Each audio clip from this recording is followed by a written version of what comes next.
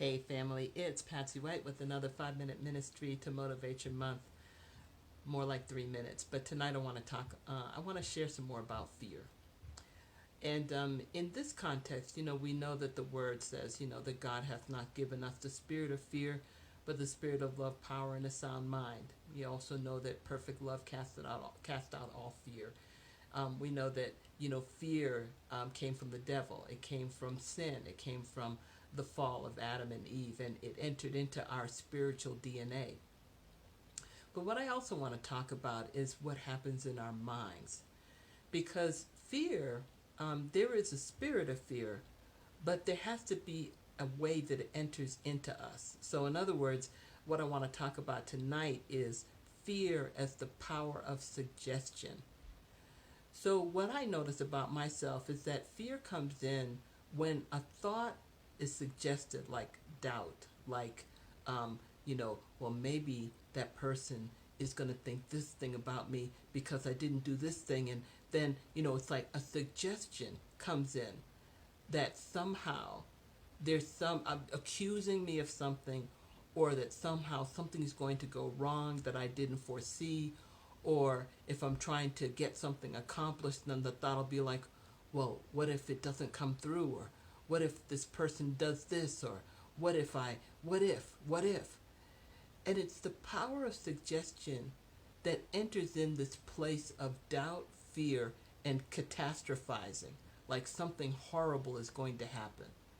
And the thing that I wanted to say about the power of suggestion is that we have to do a lot of thought watching. Because when we're not aware of what is going on in our minds, then we are completely open to the power of suggestion, and we'll end up drawing a completely wrong conclusion about what is happening.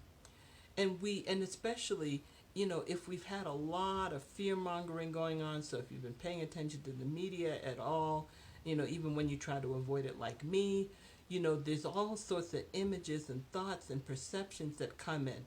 Sometimes it's about a specific thing, like the virus. There's always new information about the virus and how it can't be conquered. Basically, be in fear, be in fear, be in fear. And then there's this other thing of, there's our enemies. Our enemies are out there. Our enemies are in this foreign land, spending all their time thinking about how they're going to destroy us. Actually, that is not true.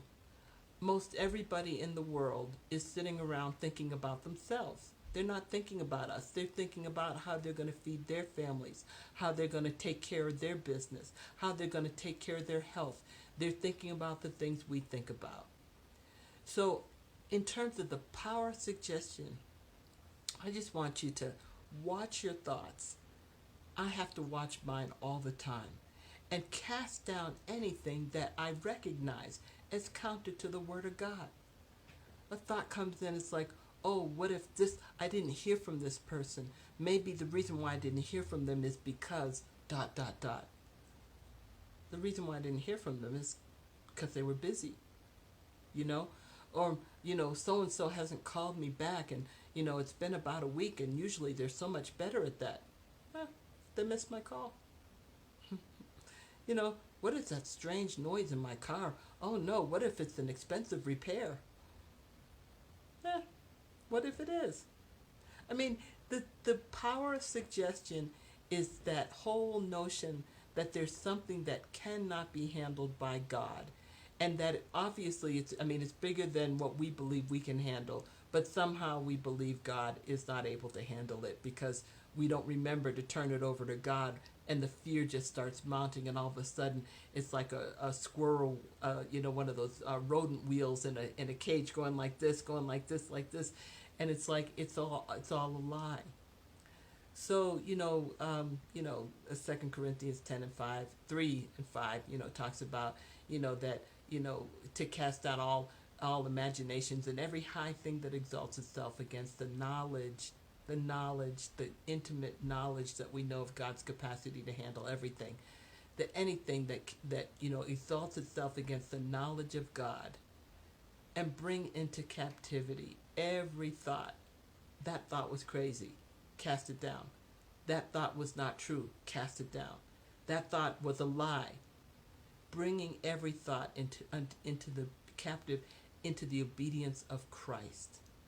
So we get to make our minds obey the Word of God. Is that possible? Yes, if you practice, if we practice.